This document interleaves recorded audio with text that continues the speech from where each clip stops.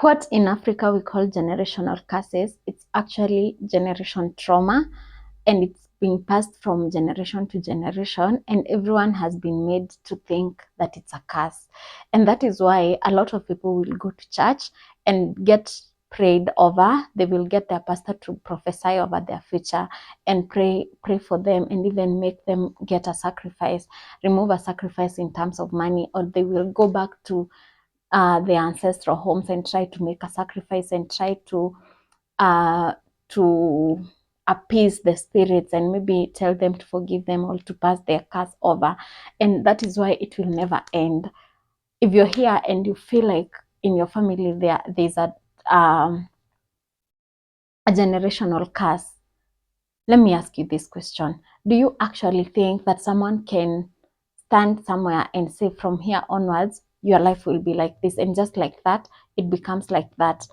Like, don't you think it's a programming that has been passed generation to generation, not directly to tell you that maybe, for example, you will never have a good marriage, or for example, you will always be poor? Don't you think it's a pattern that has been passed on? And how are patterns are created through beliefs, and beliefs are created through, okay, your patterns are created by what you do, and what you do um is because of what you believe in, and what you believe in is because of what your subconscious has been fed from, through your ears, through your upbringing. And so you might go to church, you might even decide to give your life to Christ, and think that just because I believe in God and I pray every day that this trauma will go away or this curse will go away. It will not. I am sorry to tell you, it will not. It is a much more complicated, or a bit more, there's a bit more of process than just that. I am a believer in God and I believe in prayers, but I also believe in actions. And actions in this phase is not just the spiritual action of going to church, reading the Bible and all that. If you approach it in the right way, it is a good thing. If you read the Bible and try to understand and then go deeper into yourself and know, and maybe God to help you to see the other side of it, it is a good thing. But the mistake a lot of people I see do, people who are even older, they are in their 40s, but they still believe they need to keep praying for this thing to go. They will even have people come in their homes and pray over that curse to go away. They will pray every day and they will always tell God to remove that curse. But what you don't know is that God can do that for you, but it will not just take him saying that from today onward you're going to be successful, or from today onwards I'm going to give you a good husband and you're going to have a happy family. If the curse you believe in your is in your home is, for example, there is a pattern of bad marriages which you call a curse. Let's unbank that for a moment. For you to have a bad marriage, there has to be some things that have contributed to that.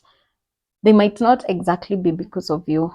They might be because of the things you believe in. For example, you might have attracted a person who is a user.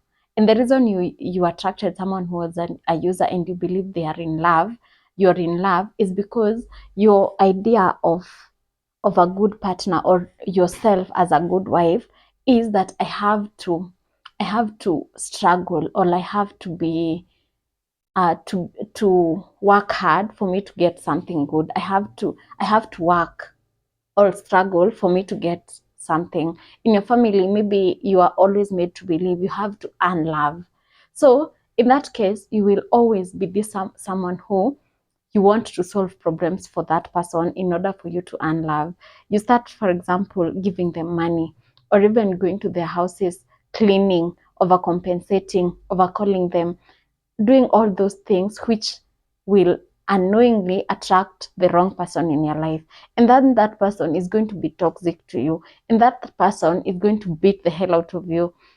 And then you start feeling like, I did everything, I prayed, I had a I preserved myself for marriage, but again, I have fallen to the same curse. It's because you don't understand that these things go deeper than what you see.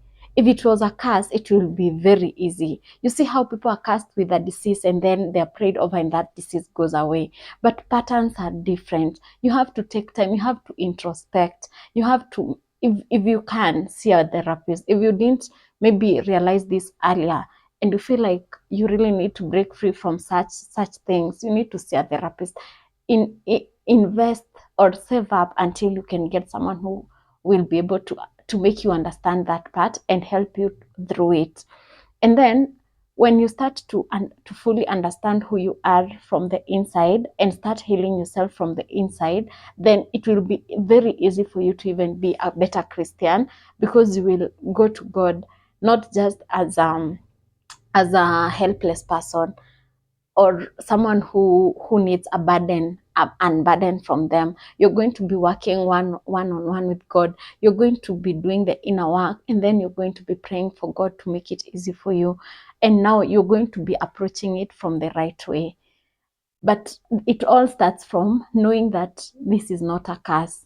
It is not a curse. It's a trauma, and it might be a curse in terms of how you see it, but even if it's a curse, it's not going to be removed just by prayer or by removing a sacrifice or going back to your ancestral home or doing certain things. It is more of the inside than even the outside.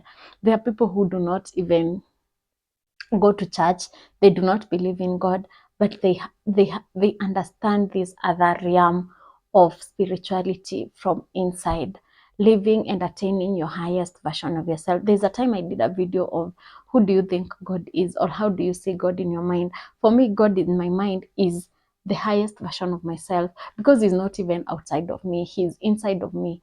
Because the highest version of me, the one that God created, lives somewhere and he is inside me. And once I get to the highest version of myself, then I attained the God mode.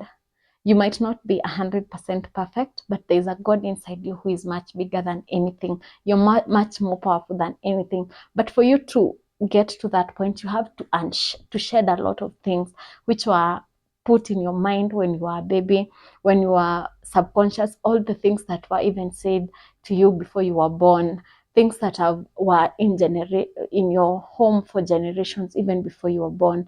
So I would really love that at some point people will get to understand this, because we're going to have a very healthy society. We're not going to raise our kids in environments where we've not healed, because once you do not recognize what is going on in your life and you don't understand how it was passed to you, it will be very easy for you to pass it on to your kids. It will be very easy for even you to pass it over to the next generation, and that is how we will never ever be able to have a healed society. So yeah, think about that. I've talked really too much.